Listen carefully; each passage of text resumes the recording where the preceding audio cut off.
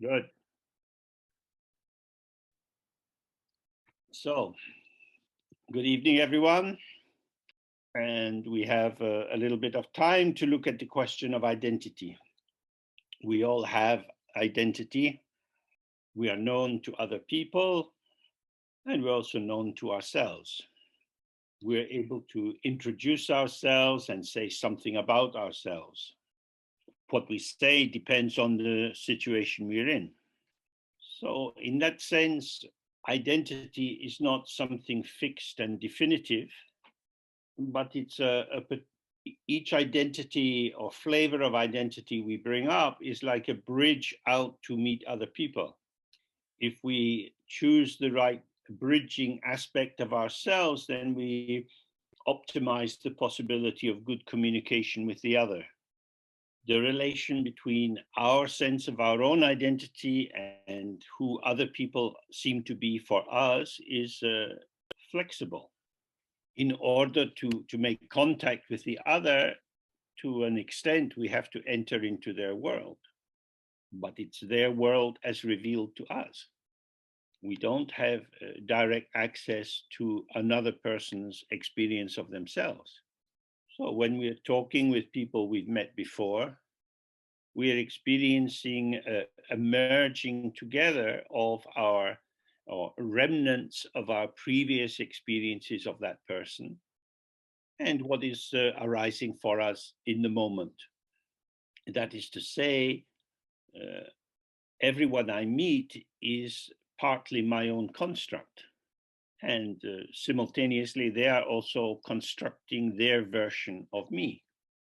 So the desire to get to the truth of who we are, if it's going through the pathway of identity, is going to be difficult.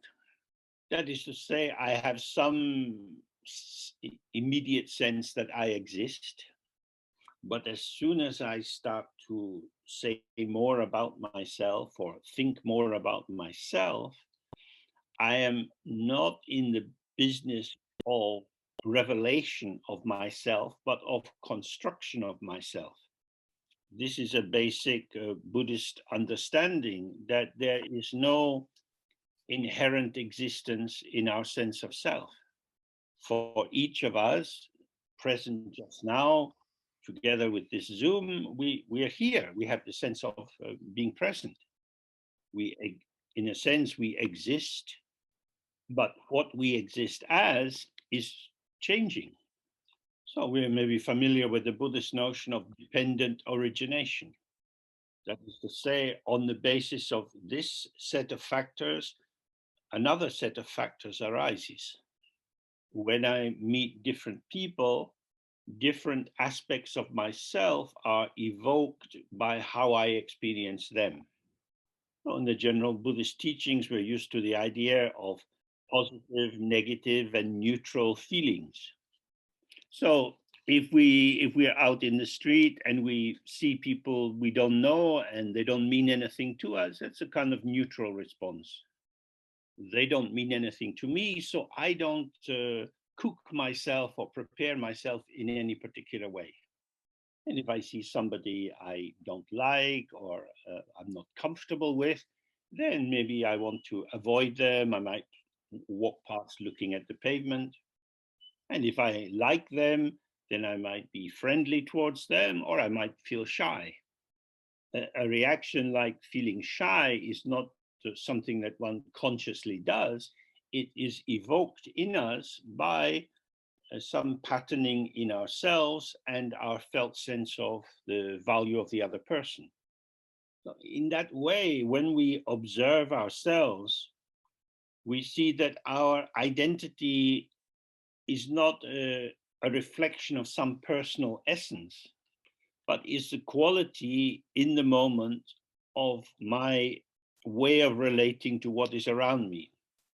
My sense of self is unfixed and unstable.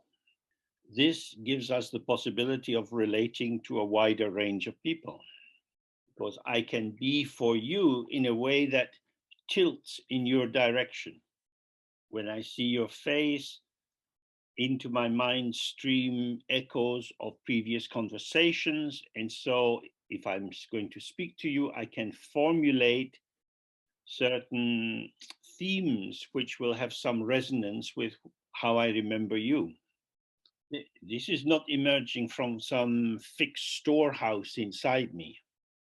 It's not like a big Amazon warehouse where people are having to rush around and get items off the shelves and prepare packages. Rather, without any intentionality, we find ourselves being in with this particular patterning, this mood, constellated by the connection between self and other. So generally for our practice, these kind of reflections are very important because they help us to free ourselves from the delusion that we are a fixed entity. So if you say something that upsets me, I feel hurt. The intensity of that feeling seems to be addressing or pointing towards some core essence of me. A feeling is arising within me, some thoughts. I start to say something to you. All of this is being revealed to me at the same time as it's revealed to you. When I say I feel hurt by what you said, who is this I? I is the one who is hurt. So is the hurt I the same as the happy I, or the tired I, or the hungry I?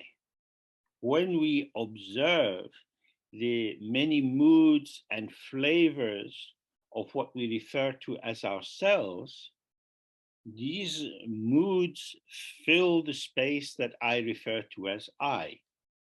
Now, do they fill the space in the same way that the tea fills my cup? The cup fills with tea or with coffee or water. I fill with happiness or sadness or tiredness. This is the kind of analogy that seems to make sense when we imagine that we have a consistent, enduring ego identity which continues through time. But what is this skin or container which seems to be filled up with these different kinds of feelings? The thought that I have a container of the content of myself is in fact nothing more than a thought. The thought vanishes. The actual container of every aspect of my existence is space. We manifest into the space of possibilities. This space of possibilities is influenced by who else is there, the time of day, whether I'm tired or hungry or whatever. The patterning of myself is a conversational patterning. I might think, okay, I'm just going to sit very quietly and tune into myself. Then I will be in contact with my true self. What we find is we're in contact with the patterning of self that arises when we're sitting quietly. Is that felt sense of self any more authentic than the self which arises when somebody tells us a joke and we laugh? That is to say, my existence is expressive. What is it expressing? It expresses expression. What is it revealing? It is revealing the revelation. It's not revealing myself because I am so multiple, so infinite in my possibilities of expression, and all these forms of expression are situationally valid. How could I claim that one in particular is my true authentic identity or self? So who am I? I am a potential evoked by circumstances. Is this potential grounded in a particular situation? Do I have my own James ground, which is different from other people's ground? So this is what we investigate when we're beginning to do meditation. We look to see what are the defining characteristics of my mind which reveals my manifestation. My body is revealed by my mind or through my mind. My speech is revealed through my mind. The mind is the illuminator or revealer or knower or shower. So, what is this mind? Is it something I can know in the way that I know uh, where my money is or where my pens are? If I've lost my pen, I have a sense of what the pen looks like. When I'm looking for my pen, I'm looking for the pen that I know and I can tell you what it looks like. So, what do I know about my mind? I experience my mind in terms of experience, like some of the ones I've mentioned, feeling shy or feeling happy or hungry, enthusiastic, hopeful, bored. So many experiences are indicating something of my mind. So if my mind shows me that I am bored, I say I am bored and I seem to be telling you about me. So now you know I am bored. But boredom is not a permanent quality of my manifestation. I may be bored if I'm waiting for the bus for a long time. The non arrival of the bus seems to interrupt the flow of my existence. I want to be somewhere else. So the boredom is a kind of self to self communication, which tells me about how I stand in relation to the blocking of my plan. Then the bus comes. That's good. I'm already feeling a bit energized. Oh, and there's someone on the bus I know. I sit down beside them and now I feel happy. The content of my mind is not mine. It is revealed to me in the way that a program is revealed on the television. If I look at the television, this is what is happening for me. Maybe a police serial or a comedy program or the news. And that some reaction is arising in me in response to that. In the same way, the content arising in my mind manifests in relation to other contents. The person I sit next to on the bus, who I know, is for me an experience. This experience is a quality of my mind. My mind is participating in the revelation of my experience of that person on the basis of their shape, their clothing, their mood, and so forth. So the more we attend to the impermanent quality of the content of our mind, the more we are also aware of the hospitality of the mind to that content. The experience arises because I have space to receive. If I get on the bus and I'm worried about some event at work, I don't look around and I go upstairs on the bus and I don't even see my friend sitting there. But if my mood is more relaxed, then it is as if my mind is much bigger and I'm allowing the impression of everyone in the bus to register with me. I'm not talking about anything esoteric. This is just our ordinary experience. Sometimes we seem very big and open and able to receive so much, and other times we seem very, very small and don't really want any overload from anything else. So the mind as the sphere or realm of experience is not fixed in size. And when we look, we see, oh, excuse me, it's not fixed in coloration either. Some people experience a lot of colors and shapes arising in their mind, even with their eyes closed, and other people, they don't.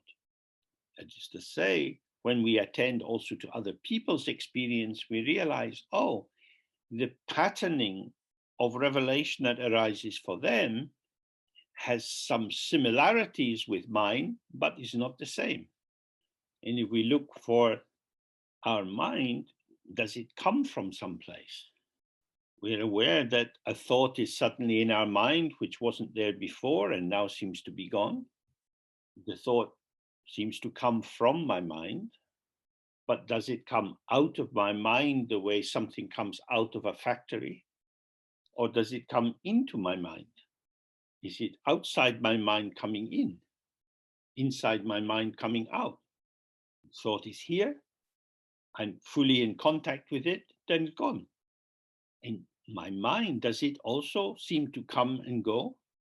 The coming and going of sensation and memory and plans, all the kind of what we could call mental experience or mental events, that is a kind of movement. But the mind itself, my thoughts come for me.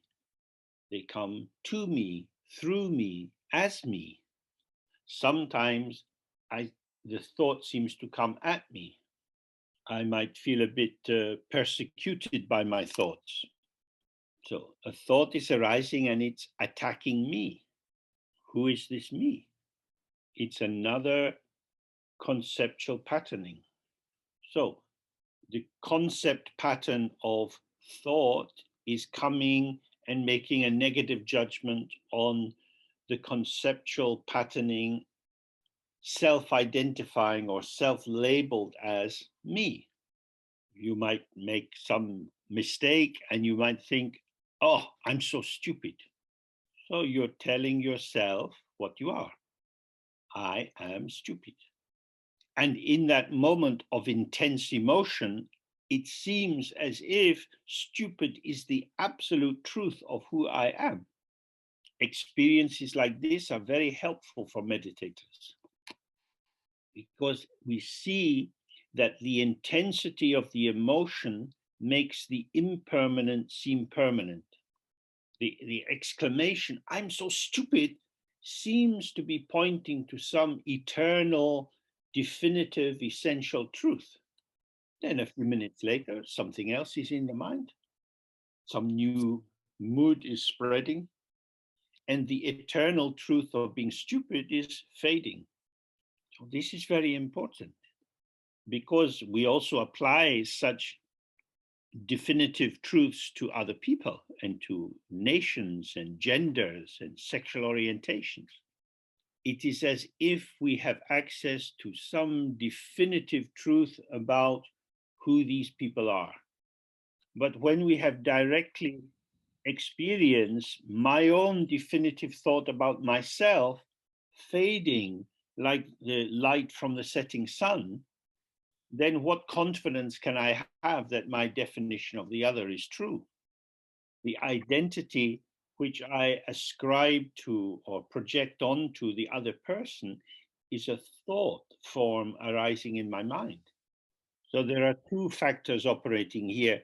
One is the flow or the dynamic quality of what is emerging in the mind, that it's ever shifting and changing.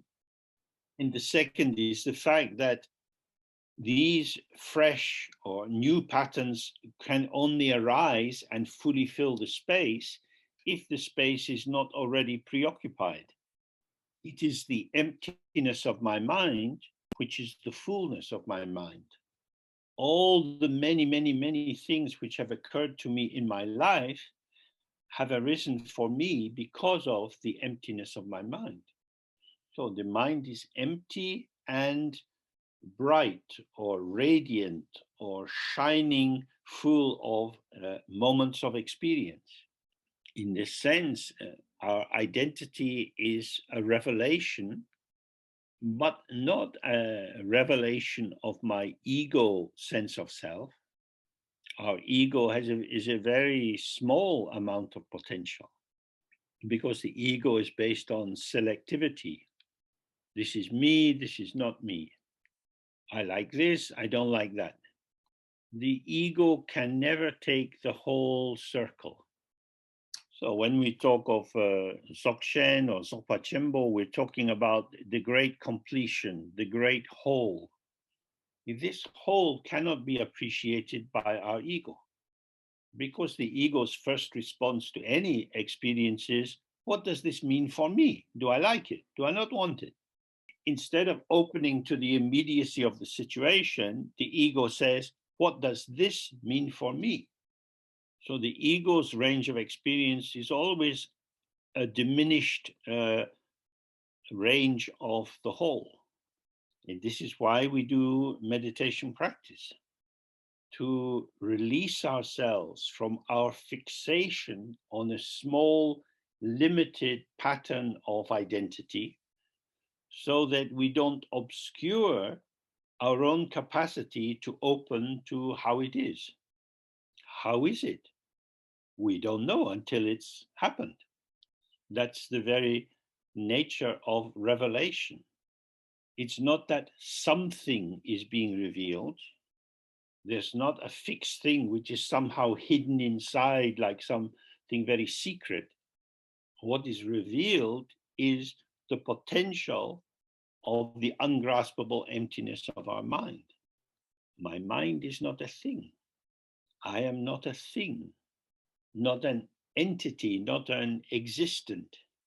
Now, clearly, we have a sense of our body and its shape, and with that, our memories and so on. And we might believe that this provides a stable anchor point. Now, I could entertain from time to time a reasonably replicatable idea of my body. So I could tell you about my height or my weight, and these could be facts which give you a sense of my embodiment. These would be the ingredients for a story about my body. What what arises in the mind that I claim to be me and seems to be a definitive fixture of my life, like my body as I describe it. This is different from the immediate experience of my embodiment. So today I have a bit of a cold, so I have some irritation in my nose and I experience water coming out, so I have to keep blowing my nose. This doesn't give any definitive information about my nose due to causes and circumstances. It's like this at the moment, and then it's not. So what is this body? So this is, from the Buddhist point of view, this is how we make ourselves stupid. We start with the assumption that I have a body, which is a fixed, definable thing. Then we say, oh, what is it like, this body that I have? And then we define it in terms of comparing and contrasting. My body is smaller than an elephant and bigger than a mouse. But how is it in the moment cannot be said, because so much is occurring moment by moment in what I call my body. My posture shifts, my breathing shifts, the sensational patterns shift. My body is revealed to me according to circumstances. So although I can say my body, which would indicate that there is some kind of owner of this body, and the owner is me, I, the owner of my body, don't know what's going to arise as the next sequence of sensation. My ownership is very, very thin. Rather, my body is a way of talking about the flow of sensation, memories, and so on, which seem to inhabit this body, and yet it has no power to control it. The body is being revealed. The more relaxed and open I am, there is more revelation. As soon as I come to a conclusion about what is occurring, my availability to the revelation diminishes. So if you were doing a general Theravada style Vipassana body scanning, you would notice going up and down slowly through your body many different emergent signals, which if you don't interfere with them, just come and go. But as maybe you're scanning down at the back of your neck, you feel a tightness. Oh, maybe I have a pain. Oh, maybe I need to do more exercise. So this tiny evanescent sensation is now being wrapped in concepts. And as you scan down through your body, every now and then a thought comes that brings your attention back to your neck. And when you come back up through your body, you're already wondering, what will I find at my neck?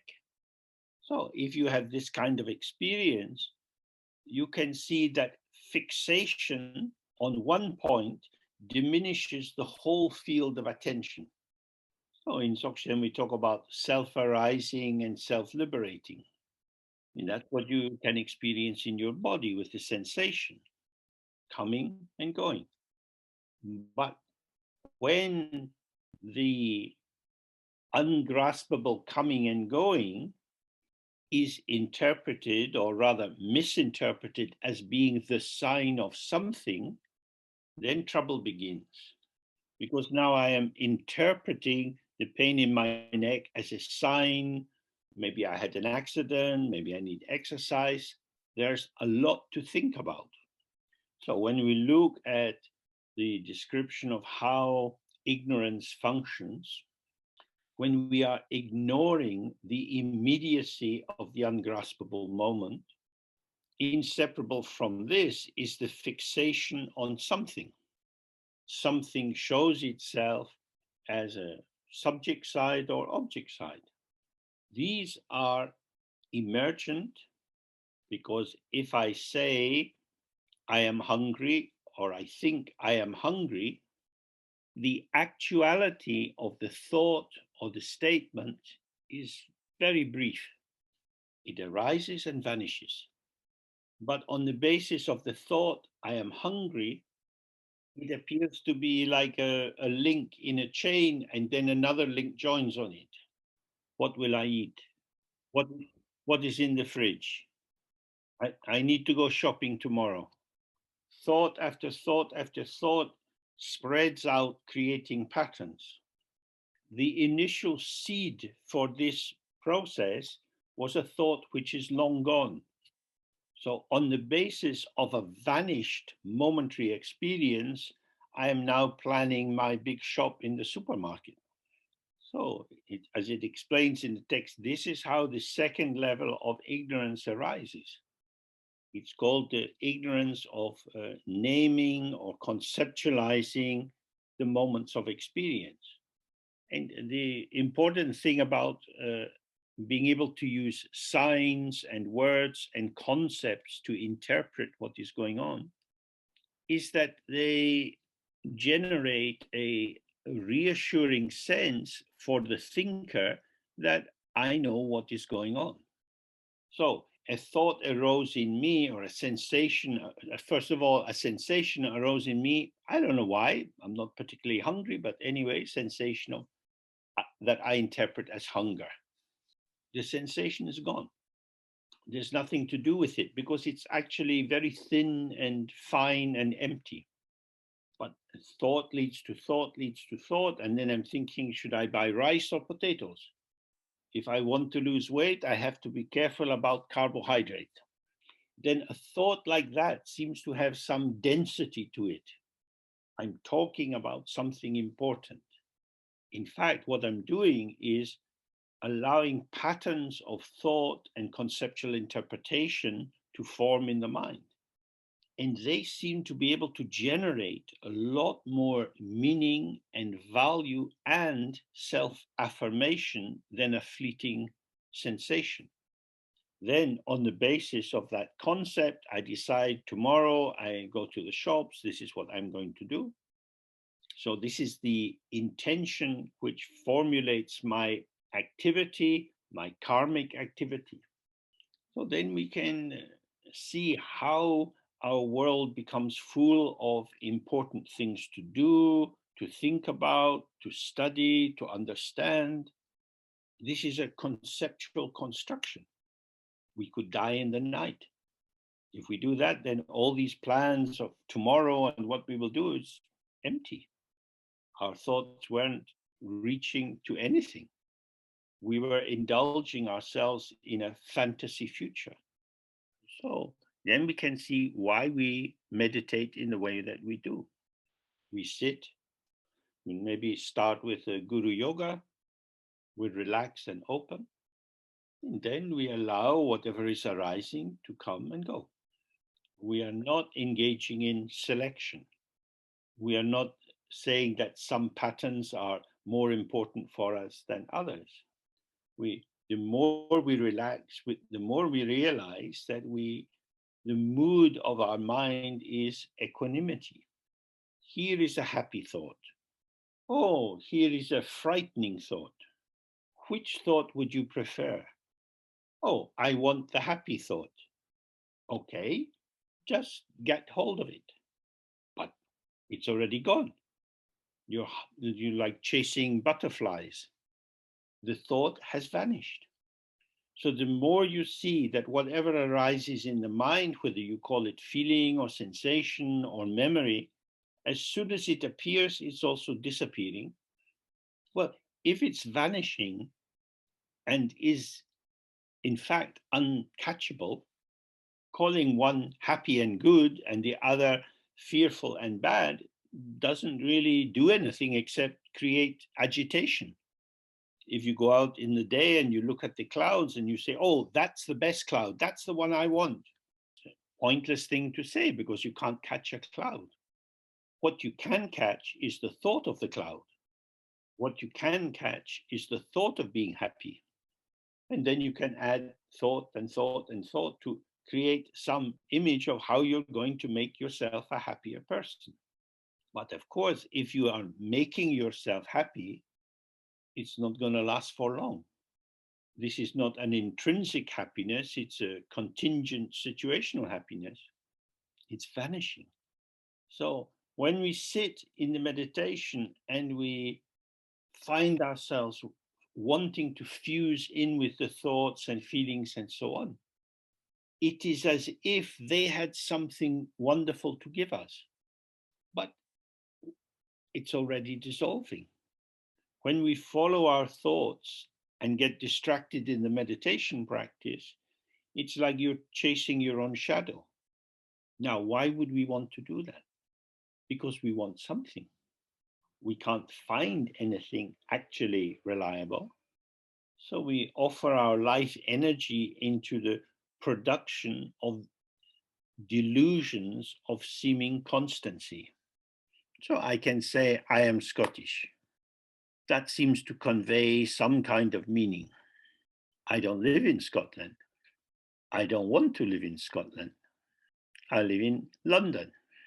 I have betrayed my Scottish inheritance by living with the enemy, and I don't want to go to Scotland. So, in what way am I Scottish? Because I was born in Scotland and grew up in Scotland more than 50 years ago. So, more time out of Scotland than in Scotland. But I can say I am Scottish. That is a meaningless, meaningful statement. Grammatically, it is meaningful. You follow the grammar, you follow the meaning of the words, and oh, we established something. James is Scottish. But functionally, I am empty of Scottishness. So, with this kind of example, hopefully you see that we are so addicted to language, to reliance on concepts, that when even the thinnest vapor trail of a concept runs across the sky, we take it to mean something definite. No, in following the Buddha Dharma, we follow the middle way. We want to avoid extremes. Oh, it's not that we can entirely dispense with thoughts and conceptual elaboration, because these are the vehicles of our communication with other people. But We also remember that all of these things are empty of inherent existence. So when we communicate with other people, we are entering into an energetic exchange. And how the person relates to us allows us to expand and contract, to move forward, to move back. When two people are having a conversation, it's like two jellyfish in the sea, moving out, moving in. Nothing is established. But there has been a movement of instant choreography, of patterning. So our mind itself is empty of any definable essence, but it's not completely empty. It's just empty of something which would be its own fixed defining essence. Our mind is full of potential. This potential reveals itself as all the myriad experiences we have: mountains, oceans, forests, aeroplanes, people. These are all revealed in the mind. The mind is not something inside your skull. Mind is the openness of awareness which reveals everything which occurs. But the mind is not like some religions talk about God who makes everything and who's in charge of everything. According to the teachings of Dzogchen, the revelation or display of the potential of the mind is not following some master plan. It's not an instruction that we have to follow to do something. But if we see, oh, my mind is empty and full simultaneously, as with our familiar example of the mirror is empty because you can't find the mirror in the mirror, and yet it's always full of reflections. Now, now, when you look in the mirror, you see the reflection. The reflection both tells you about the mirror and it doesn't tell you about the mirror. It tells you about the mirror because it says the mirror is a bright capacity to show reflections. If I look at the wall, I don't see that. But when I look at the mirror and I see the reflection is not telling me about the true nature of the mirror. It's not that the mirror has tables and chairs and pots of flowers inside it, although you can see that reflected in the same. And of course, you can't catch a reflection. There's nothing there to get hold of, and yet it's very expressive and impactful. So in the same way, when thoughts, sensations, and feelings and so on arise for you, you could interpret this as, oh, this is signs of me. This is what I have inside me. But just as the mirror doesn't have a table with a bowl of flowers inside it, but that image arises due to causes and conditions, in the same way, I don't have happiness or sadness inside me as a fixed thing, but they manifest fleetingly, very temporarily, due to causes and conditions. The brightness of our mind is our showing capacity. So this is referred to as Rigpa or Vidya. It doesn't mean a fixed knowledge, but rather an illuminative power. It illuminates what occurs. When we see the emptiness of what is illuminated, it's called clarity. When we don't see the empty quality of what arises, it seems to be things, stuff, entities. That is why in the practice, when we sit, our aim is to not do anything and to trust in the basic teaching of the Buddha, which is impermanence. Everything which arises, whether sensation, feeling, memory, plan, arises and goes. You could say the mind is self-filling and self-emptying. It fills with ungraspable presence, which then dissolves without leaving a trace. In what we each call I, me, myself, we are part of this display. We are aspects of the display of the luminosity of the ground. And this display is manifold. It has so many different possibilities. All of these are available to manifest as us. It is the emptiness of our mind, which is the richness of our potential to connect with other people. So our identity is actually empty relating. It's like a process of relating, but it's ungraspable. This is hidden from us by our own addiction to conceptual interpretation. This is something very strange. The seeming solidity and density and importance of my life rests on concepts. We are a process. Everything we experience is a process. The process actually, when you truly look, it doesn't exist in the three times of past, present, and future. The process is only ever revealed now. And because it's now in this entire moment, this sealed moment, there is no past, present, and future. And yet the ideas of past, present, and future arise in us, for us, in the manner of a dream. So the purpose of relaxing and opening and not interfering in the flow of experience is to awaken to our intrinsic truth, which is that we are open and empty, but not just open and empty, for this open emptiness is full of light and display. And this field of revelation, which we see all around us and hear around us and smell and taste and so on, is the field of light within which we are moving. We are a movement within the field of light, which connects with other appearances in the field of light.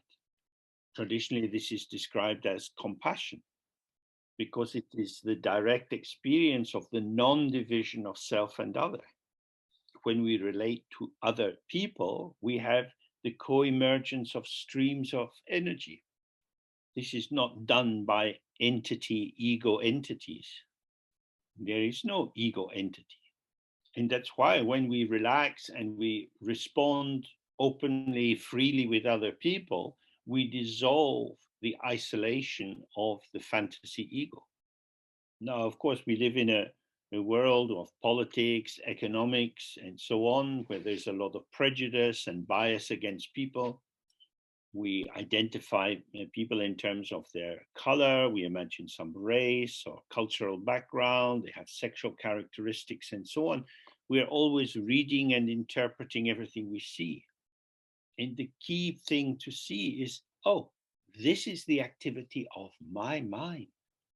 Whatever I take the other to be, I have constructed the other to be.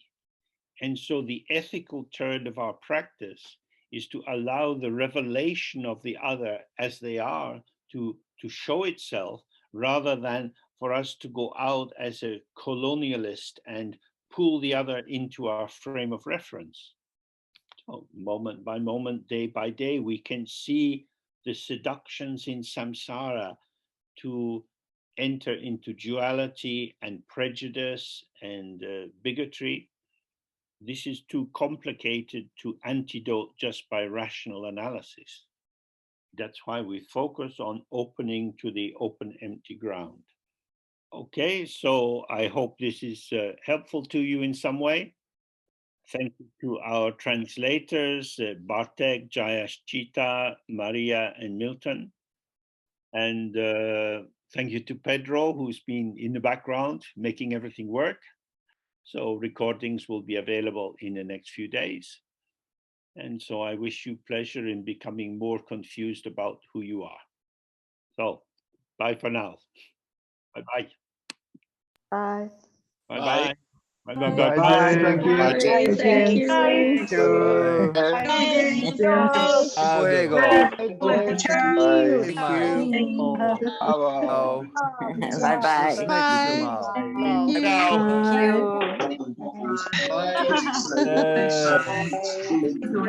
People, Bye. Bye. lovely Bye. Bye. people. Bye. Bye bye. Bye. Down to yourself.